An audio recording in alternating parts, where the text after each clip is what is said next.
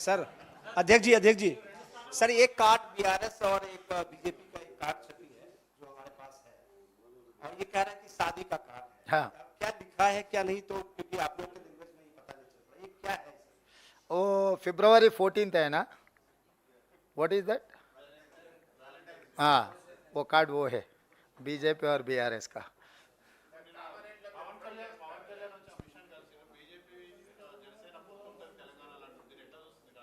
ఎట్లా చూడం, వాళ్ళు ఎట్లా అనుకుంటున్నారో అట్లనే చూస్తాం. కేఏ పాలను కూడా కలుపుకుంటే బాగుంటుందని అనుకుంటున్నాం వాళ్ళతో పాటు. పార్టీ ఆదేశిస్తే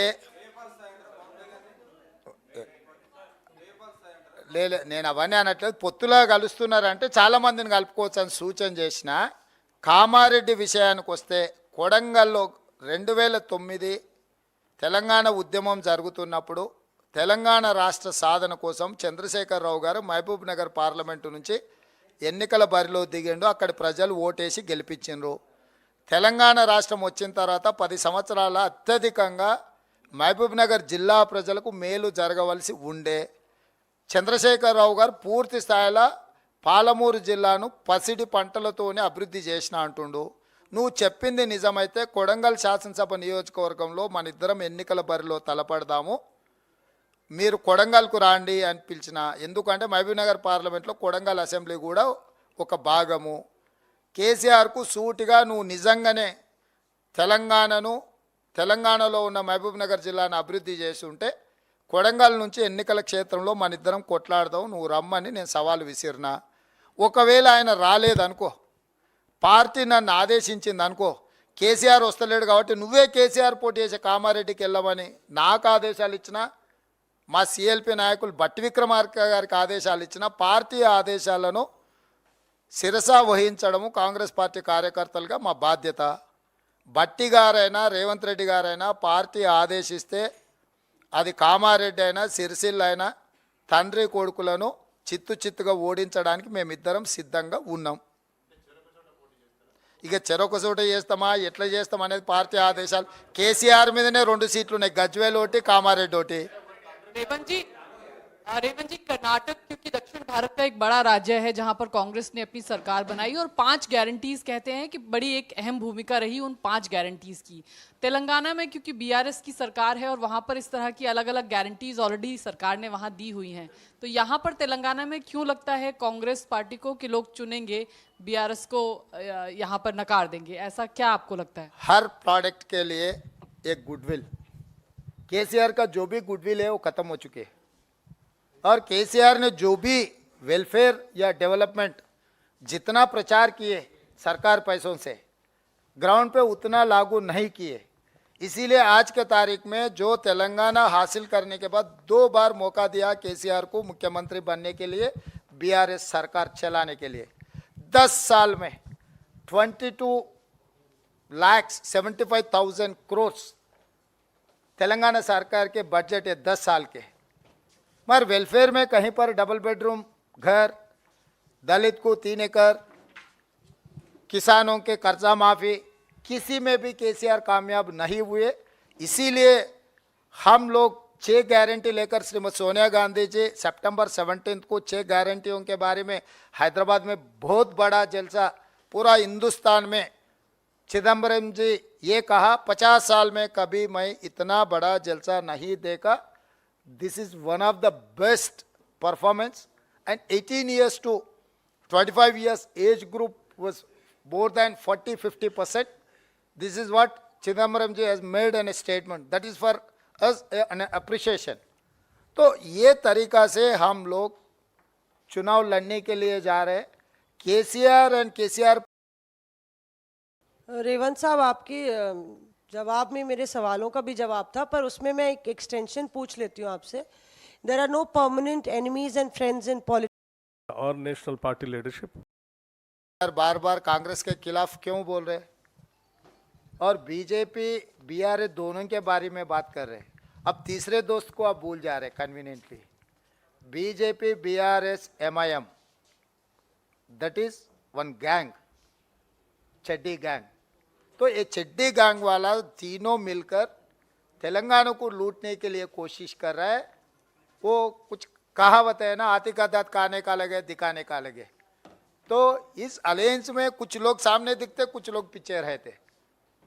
तो इसीलिए हम लोग साफ साफ कहना चाहता है कि इंडिया कूटमी को हराने के लिए, खासकर इन तेलंगाना कांग्रेस को हराने के लिए, तीनों एक एक तरीका से चुनाव लड़ने के लिए कोशिश कर रहे हैं। जो कर्नाटक में हुआ, हम कर्नाटक चुनाव से पहले हम कहा था बीजेपी और जेडीएस दोनों का गठबंधन है, इसीलिए अलग अलग चुनाव लड़ रहा है। एमआईएम भी कुछ सीटों में चुनाव लड़ने के लिए कोशिश कर रहे हैं। तो एंटी इनकम्बेंसी सरकार के खिलाफ जो वोट है, उन लोगों में वोट काटने के लिए ये तरीका से चुनाव लड़ रहे। असेंबली होने के बाद पार्लियामेंट इलेक्शन में वो दोनों वो पार्टियों का गठबंधन होने वाले। आज वही साफ साफ दिख रहा आंखों के सामने, JDS and BJP together they are going to contest parliament election. It is similar in Telangana. अभी असेंबली चुनाव में बीआरएस बीजेपी अलग अलग चुनाव लड़ेंगे। असेंबली खत्म होते ही उन लोगों का गठबंधन हो जाने वाले। सीट भी बांट लिए, 7 seat BJP, 9 seat BRS, 1 seat MIM. तो ये पूरा उन लोगों का चर्चा भी हो गए, गठबंधन भी हो गए। आगे आपको पता लगेगा कि जनवरी फरवरी में। रेवंत साहब, आपके जवाब में मेरे सवालों का भी जवाब था, पर उसमें मैं एक एक्सटेंशन पूछ लेती हूँ आपसे। There are no permanent enemies and friends in politics से।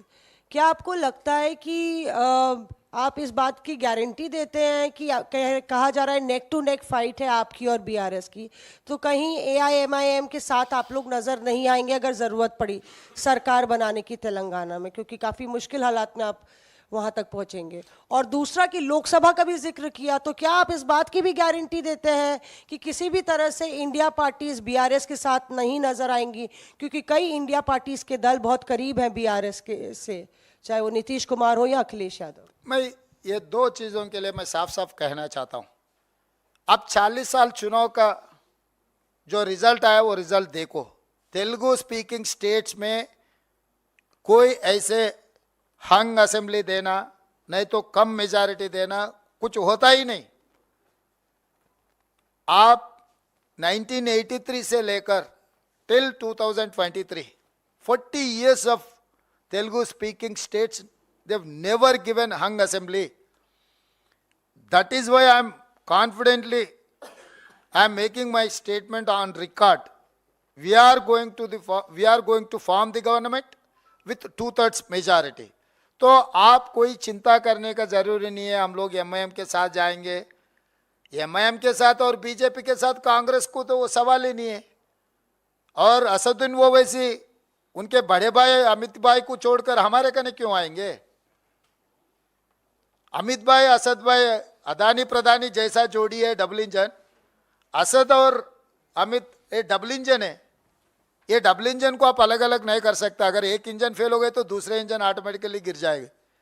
तो हमको कोई चिंता नहीं, आप भी कोई चिंता करने का जरूरी नहीं है। आने वाले चुनाव में साफ साफ कांग्रेस पार्टी की सरकार बनने वाले है तेलंगाना में।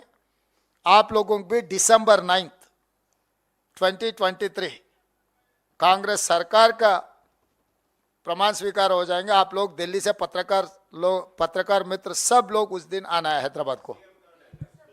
कांग्रेस पार्टी नायकुడు सीएम అవుతారు। सर अध्यक्ष जी सर, एक कार्ड बीआरएस और एक बीजेपी का एक कार्ड छपी है जो हमारे पास है, और ये कह रहा है कि शादी का कार्ड है। हाँ।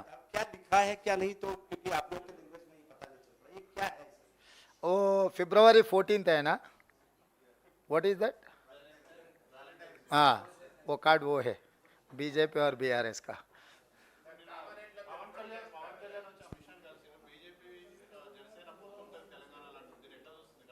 ఎట్లా చూడం, వాళ్ళు ఎట్లా అనుకుంటున్నారో అట్లనే చూస్తాం। కేఏ పాలను కూడా కలుపుకుంటే బాగుంటుందని అనుకుంటున్నాం వాళ్ళతో పాటు। పార్టీ ఆదేశిస్తే లేదు, నేను అవన్నీ అనట్లేదు। పొత్తులా కలుస్తున్నారంటే చాలా మందిని కలుపుకోవచ్చు అని సూచన చేసిన। కామారెడ్డి విషయానికి వస్తే కొడంగల్లో 2009 తెలంగాణ ఉద్యమం జరుగుతున్నప్పుడు తెలంగాణ రాష్ట్ర సాధన కోసం చంద్రశేఖరరావు గారు మహబూబ్ నగర్ పార్లమెంటు నుంచి ఎన్నికల బరిలో దిగిండు। అక్కడ ప్రజలు ఓటేసి గెలిపించిండ్రు। తెలంగాణ రాష్ట్రం వచ్చిన తర్వాత 10 సంవత్సరాల అత్యధికంగా మహబూబ్ నగర్ జిల్లా ప్రజలకు మేలు జరగవలసి ఉండే. చంద్రశేఖరరావు గారు పూర్తి స్థాయిలో పాలమూరు జిల్లాను పసిడి పంటలతోనే అభివృద్ధి చేసిన అంటుండు. నువ్వు చెప్పింది నిజమైతే కొడంగల్ శాసనసభ నియోజకవర్గంలో మన ఇద్దరం ఎన్నికల బరిలో తలపడదాము, మీరు కొడంగల్కు రాండి అని పిలిచిన. ఎందుకంటే మహబూబ్ నగర్ పార్లమెంట్లో కొడంగల్ అసెంబ్లీ కూడా ఒక భాగము. కేసీఆర్కు సూటిగా నువ్వు నిజంగానే తెలంగాణలో ఉన్న మహబూబ్ నగర్ జిల్లాను అభివృద్ధి చేసి ఉంటే కొడంగల్ నుంచి ఎన్నికల క్షేత్రంలో మన ఇద్దరం కొట్లాడదాం, నువ్వు రమ్మని నేను సవాలు విసిరినా. ఒకవేళ ఆయన రాలేదనుకో, పార్టీ నన్ను ఆదేశించింది అనుకో, కేసీఆర్ వస్తలేడు కాబట్టి నువ్వే కేసీఆర్ పోటీ చేసే కామారెడ్డికి వెళ్ళమని నాకు ఆదేశాలు ఇచ్చిన, మా సిఎల్పి నాయకులు బట్టి విక్రమార్క గారికి ఆదేశాలు ఇచ్చిన, పార్టీ ఆదేశాలను శిరస వహించడము కాంగ్రెస్ పార్టీ కార్యకర్తలుగా మా బాధ్యత. బట్టి గారైనా రేవంత్ రెడ్డి గారైనా పార్టీ ఆదేశిస్తే అది కామారెడ్డి అయినా సిరిసిల్ల అయినా తండ్రి కొడుకులను చిత్తుగా ఓడించడానికి మేమిద్దరం సిద్ధంగా ఉన్నాం. ఇక చెరొక చోట చేస్తామా ఎట్లా చేస్తాం అనేది పార్టీ ఆదేశాలు. కేసీఆర్ మీదనే 2 సీట్లు ఉన్నాయి, గజ్వేల్ ఒకటి కామారెడ్డి ఒకటి. रेवंत जी, कर्नाटक क्योंकि दक्षिण भारत का एक बड़ा राज्य है जहां पर कांग्रेस ने अपनी सरकार बनाई और 5 गारंटीज कहते हैं कि बड़ी एक अहम भूमिका रही उन 5 गारंटीज की।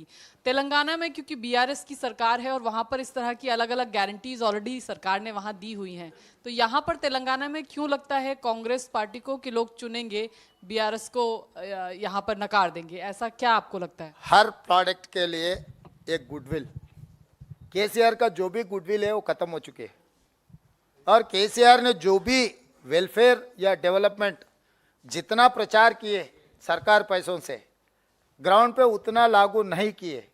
इसीलिए आज के तारीख में जो तेलंगाना हासिल करने के बाद 2 बार मौका दिया केसीआर को मुख्यमंत्री बनने के लिए, बीआरएस सरकार चलाने के लिए, 10 साल में 22,75,000 करोड़ तेलंगाना सरकार के बजट है 10 साल के।